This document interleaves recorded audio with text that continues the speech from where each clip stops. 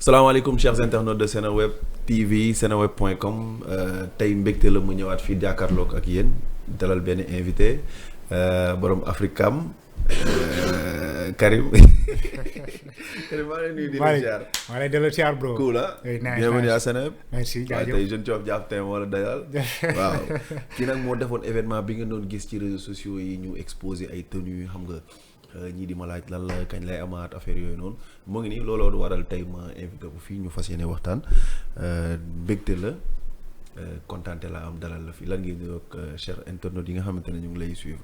jaajëf Malick jaajëf di kontaan ci invitation bi. en plus di kontaan ci la manière dont bi ngeen ñu accueillir daal. rafet na neex na franchement Seneweb neex na quoi. Seneweb neex na de. waaw neex na waaw neex na trop ni ngeen ma accueillir moom neex na trop quoi. waaye cool na. waaw jaajëf.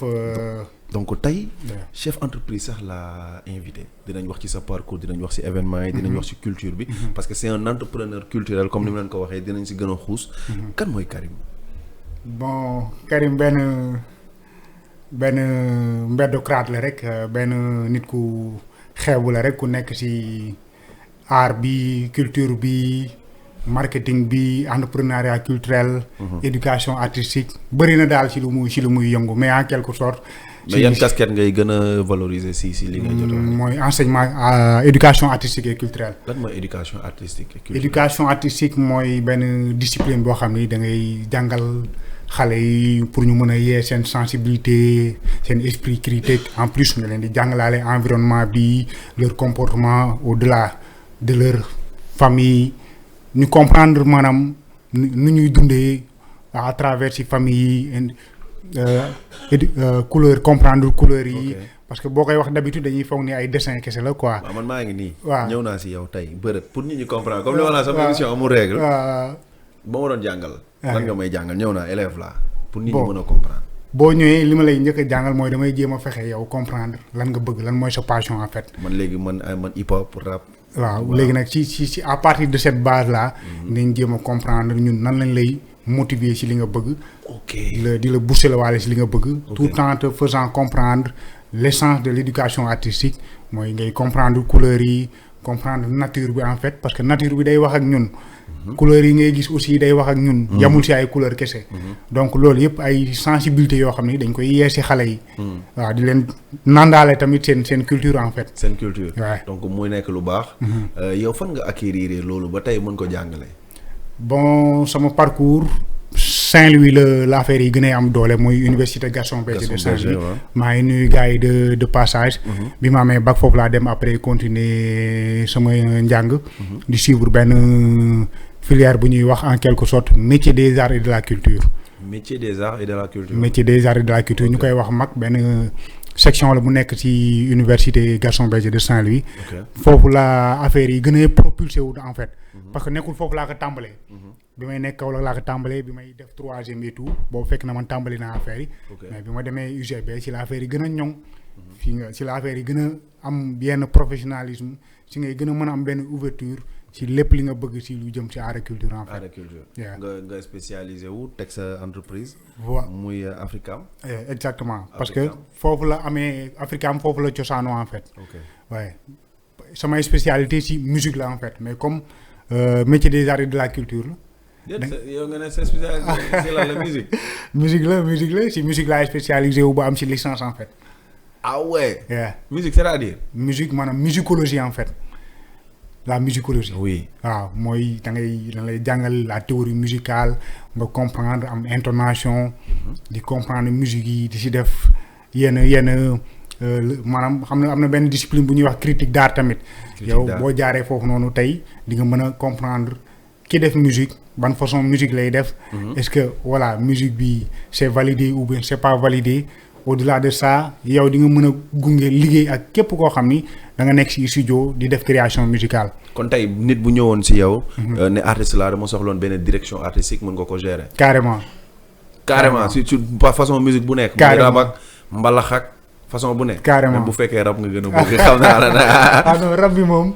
dafa ëpp ci ñun quoi. rap bi moom waaw moom moo ëpp doole. mais musique yëpp mais musique en général musique savante classique pop lépp lu mu mënti doon au moins di nga ci am benn aperçu bi ba nit bu koy def di nga xam déjà li muy def. waaw donc après yow di nga si mën a indi yenn Orienté apport yi quoi.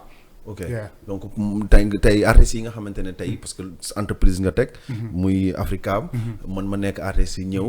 soxla li nga xamante ne mooy direction artistique bu ñëwee si yow mun nga ko teg si ak. Carrément li liggéey ak moom. ci loolu dañ ciy xale yi préserver valoriser et transmettre. parce que Exactement. loolu laa gis ne moom moo nekk seen slogan. exactement mooy comprendre les couleurs. Exactement. jox la d'abord xam yow lan nga bëgg. exactement ñu jéem la orienter teg ci la si loolu axe. noonu nga bëgg. ñi nekk si animateurs yi nag comme tey man su ma ñëwoon wala keneen mu ngi may suivre bu ñëwoon tamit. da ngay jéem a comprendre. nga teg ko si axe c'est comme carrément ça. su fekkee ci côté animation nga nekk. ñun d'habitude li ñuy wax animateurs yi ñoom li ñuy gën a war a mën a valoriser. oui. au-delà de compétence bi ngeen nekk di ko fësal. image d'abord. l'image parce que waaw. voilà tey en tant que animateur man ban apport laa mën a indil Mali. mooy liggéey ak moom ci côté image en fait. parce que bu dee animateur culturel nga tey. war nga am nooy solo. war nga am tey sa image nu mu war a men. bu dee animateur sportif nga wala leneen ak leneen. bu si nekk rek am na benn genre identité boo xam ne yow moom nga war a mën a approprier wu. léegi du coup ñun on peut venir. apporter notre soutien par rapport à ça. mooy direction artistique mooy bi direction toujours. artistique bi toujours Voilà, donc du si carrément. génn parce que ñu bëri dañu doon gis ngay exposer yëre mais comprendre luñ mais yow.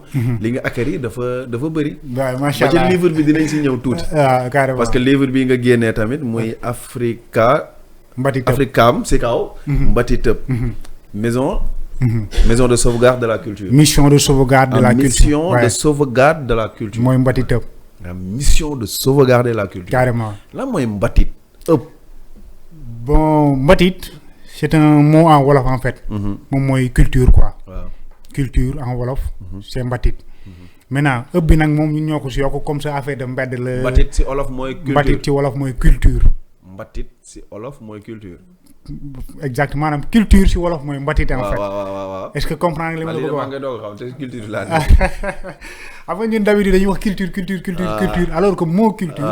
am na si wolof en fait. waaw. léegi nag looloo tax ñun comme que ci côté originalité bi la ñuy gën di bëgg authenticité bi la ñuy gën di fësal. ñu ne pourquoi pas ñu titrer loolu noonu. benn mot boo xam ni ça va impacter et que benn mot boo xam ne tamit aussi du yam ci livre kese. day nekk benn mouvement en marche boo xam ni. day dox di law. ba ñëpp mën ci dugg ñëpp mën ci bokk ba affaire yi tas all around the world. d'accord dinañ ñëw si yére yi. parce que boo ubbee yére bi boo mënaan yére bi sax boo ubbee livre bi. remerciements yi. ce livre album est bien plus qu'un recueil d'images et de projets. C'est un témoignage vivant. Un chemin parcouru à plusieurs. Une mémoire en mouvement. Il n'aurait jamais vu le jour sans l'énergie et la présence, la confiance et l'amour de tant de personnes nga remercier sa équipe. Effectivement. Mais man dafa am phrase bu ma tiqué. Carrément. Merci de transformer les actions, les rêves en projets et les murs en messages. Exactement. C'est-à-dire nu ma la ko mën a tënkee mooy. déjà on a voulu apporter une brique sur les cultures urbaines. naka lañ mënee teg suñu brique à l'édifice mooy par exemple waruñu nekk fii rek di def ay vidéo waruñu nekk fii di def ay création yére rek toog je me suis dit que ne voilà on a un background boo xam ni ci lii la am na expérience bu ñu am ci lu bari ci lii la. donc il faut que ñu bind. parce que bu ñu demee ba ci kanam ba ay wax lépp réer ay bind moo fiy des. donc notre objectif c'est d'écrire et de laisser bàyyi fi héritage boobu noonu. léegi ni nga phrase bi ni nga ko liiree mooy. il faut que dañoo toll ci moment boo xam ni il faut que ñu transformer. suñu ay rêve en fait. waruñu toog ci mbedd mi rek wala ñu nekk ci classe wala ñu nekk dans la maison.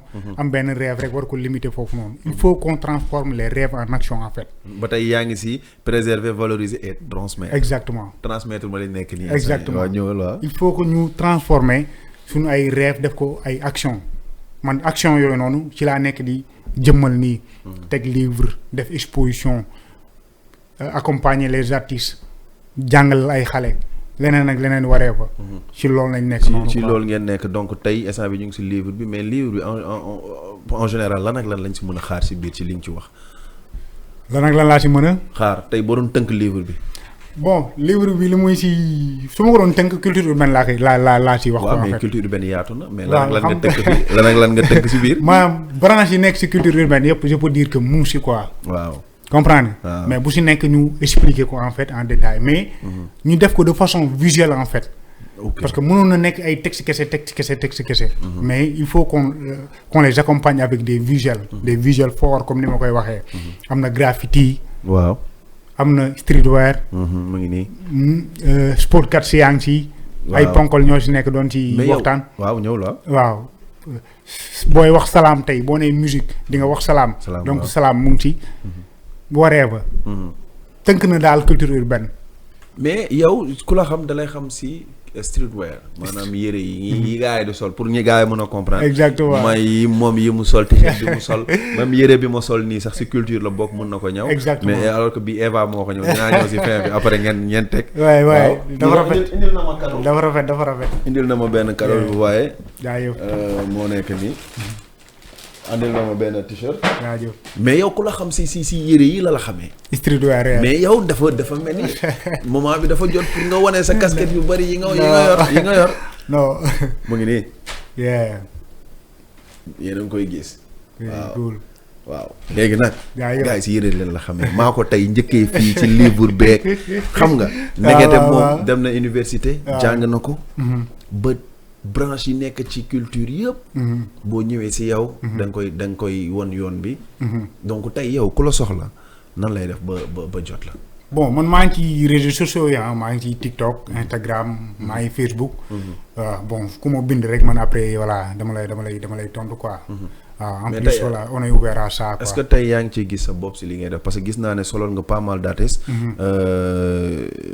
Big Dad X. mu ngi nii. ak yeneen ak yeneen maa lay shout out de passage. waaw soloon nga ay artistes. est-ce que tey yaa ngi gis sa bopp si li ngay def nii.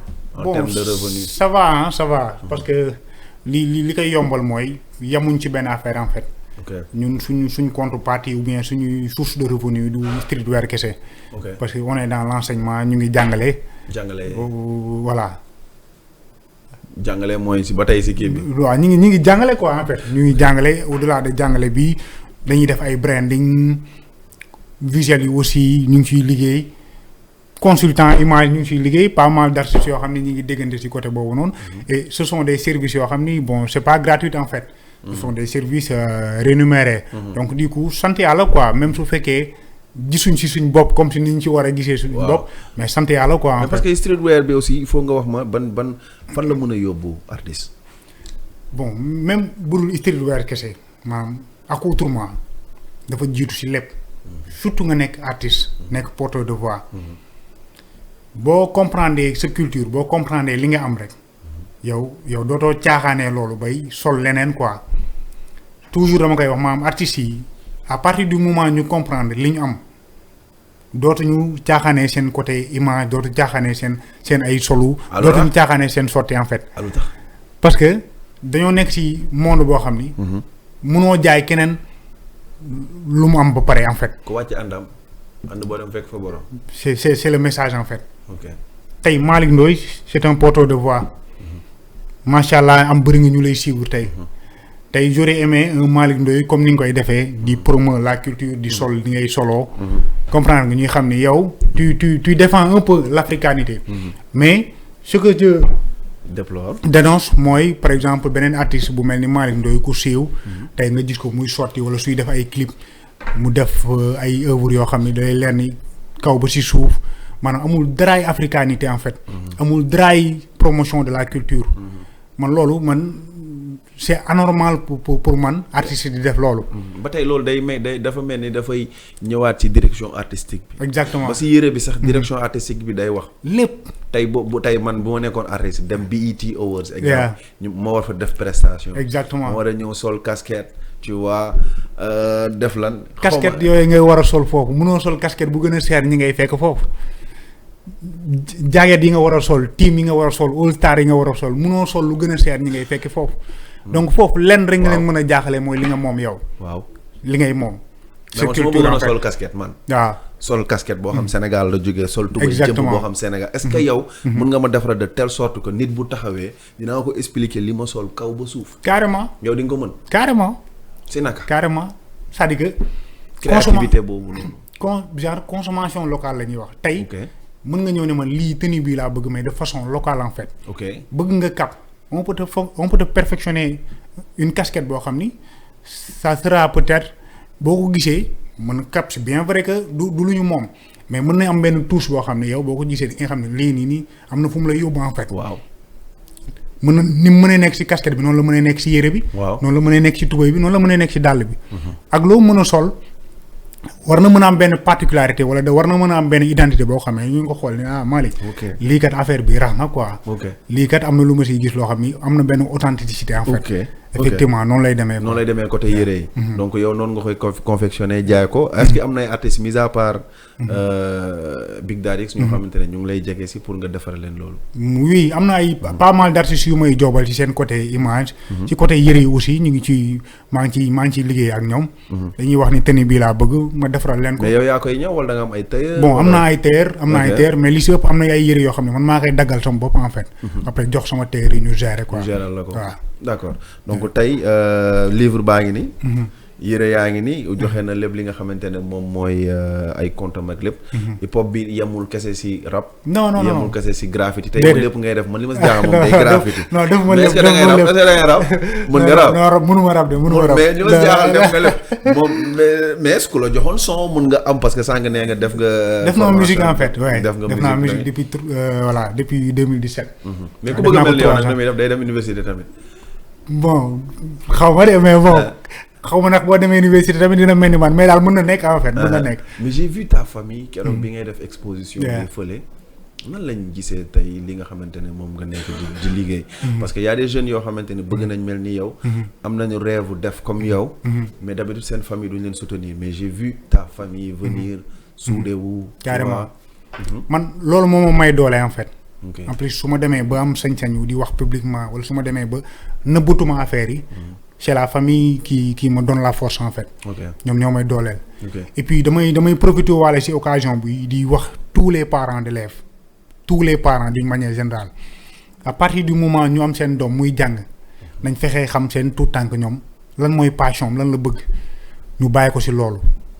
ñu accompagner ko ci loolu. passion bi en fait parce que après yow doo tënk xale bi en fait. di nga ko may liberté ci boppam di nga ko may liberté ci li muy jàng mais yow di nga gunge waale sa doom ci lu bari.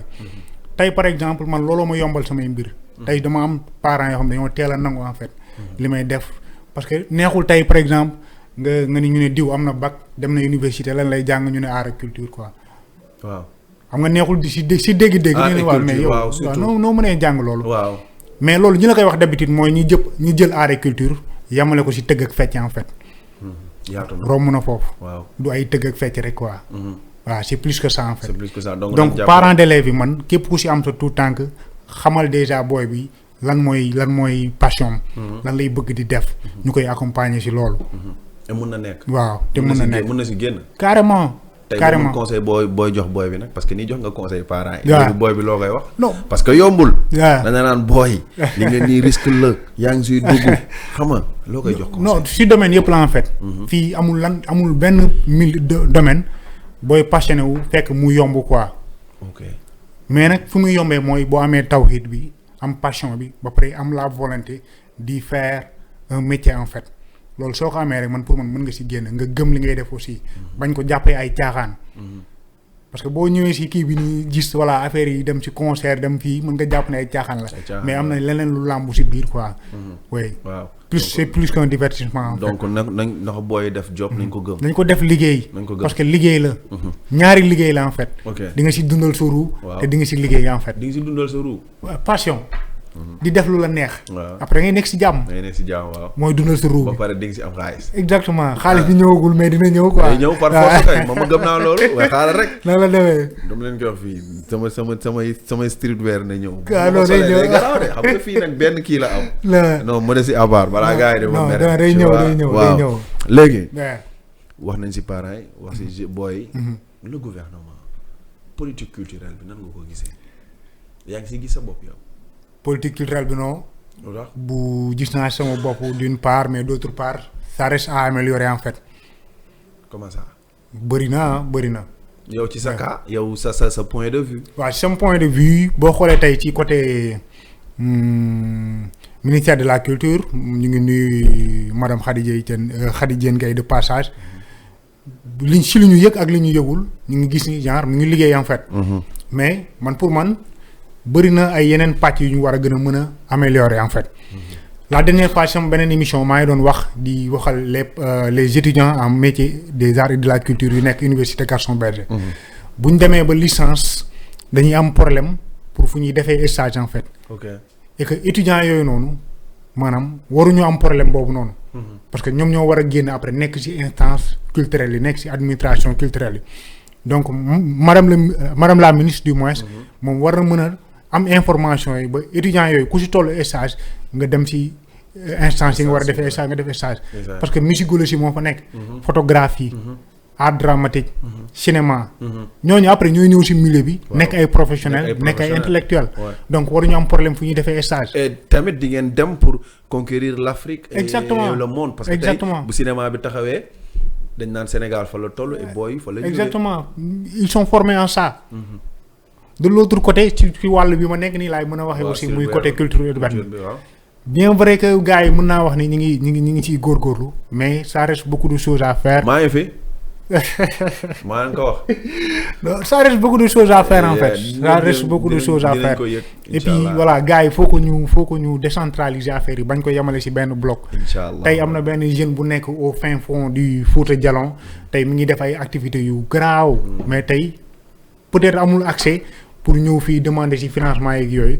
mais tey suñ décentraliser affaire yi mën nañ gis benn mood bu garaaw. ci culture urbaine bi d'accord donc tey li ñu joxoon ci temps mat na. mais dinañ la topp. ok say événement dinañ ñëw. incha allah dinañ lay couvrir. dinañ xool fan nga toll ak ñeneen ñu mel ni yow. parce que ñëw ci sa événement man personnellement daf ma permettre parce que xamoon naa la bien avant. pour man da ngay jox yére nii nga sol après nga dem nga def pub. merci beaucoup mais le fait que ma dem. daf ma permettre ma gis yeneen tenue am. carrément rencontre fa yeneen nit mu am fa yeneen waxtaan donc. dafay indi sax cohésion lay indi. carrément comprends nga donc je te souhaite le meilleur. merci beaucoup et comme man phrase bi man neex rek. bu ma gën a neex sama phrase yi mooy il faut oser et se libérer de la peur. exactement pour concrétiser ses rêves donc. merci Malick je te souhaite le meilleur. merci. te émission bi mënul dem ba jeex. waaw te duñu wax ak defee kala possible bullshit non bullshit bu bëgg ngi daw poste bàyyi sama tur bi booy renommé ko booy. pousse bullshit non bu mag a mag. possible mooy client bi njëkk a sàcc sama yére moo wax la loolu aussi. ah bon nu nga ko sàccee woon client bi njëkk bi may commencé sama tenue yi EGB laa ko commencé ma defar benn tenue mu ne dëkk bëgg ma ne ko non jaay ma la ko après si la ñëw sama ginnaaw sàcc ko quoi. sàcc ko daaw. waaw sàcc ko waaw mais bon ma ne ko garaawul. waaw sàcc lii la sàcc la ba pare nekk fii di ma yàq sama tur bi nii quoi. démb damaa dugal ñu ne ma kii bullshit. ma tam ma dem dugal moom mooy bullshit bu mag bi gars mais kontaan naa frère kontaan naa si disponibilité bi kontaan naa si invitation bi. en plus kontaan naa bu baax si accueil bi ngeen ma accueil sànq quoi. mais di wax ni waa Sénégal nag lii xew si backstage bi moo dàq sax li xew si bi waaw ay kilo mburu waaw mais ay débat yoo xam ne moom mënu ma ko waxaat fii en fait quoi. merci Malick one love quoi. donc loolu aussi ñu ngi gis liggéey bu am solo bi ngay liggéey si côté culture urbaine bi. di la ñaanal ci kaw si kanam quoi. di tàggoo ñëpp di tàggu la famille Wurus. maa lay siyaar mère namm naa la trop xam naa tey dinaa ñëw weekend si quoi. inchaallah bu loolu weesoo maa ngi remercier sama équipe Africam.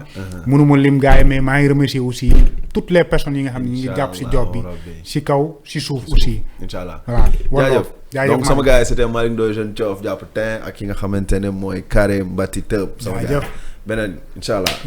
jaajëf.